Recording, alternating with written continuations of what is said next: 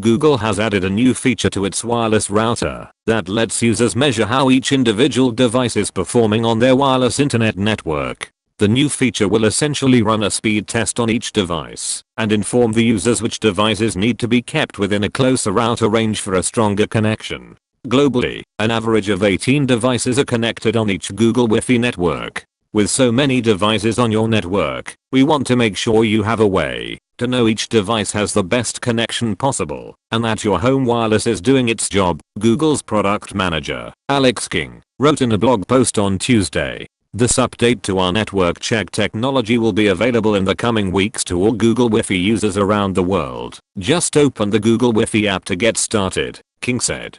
Google said that knowing Wi-Fi coverage is poor in an area of your home can help you pinpoint the exact bottleneck when you notice a connectivity slowdown. Then, you will know to move your Google Wi-Fi point closer to that device or even move the device itself for a stronger connection, King said.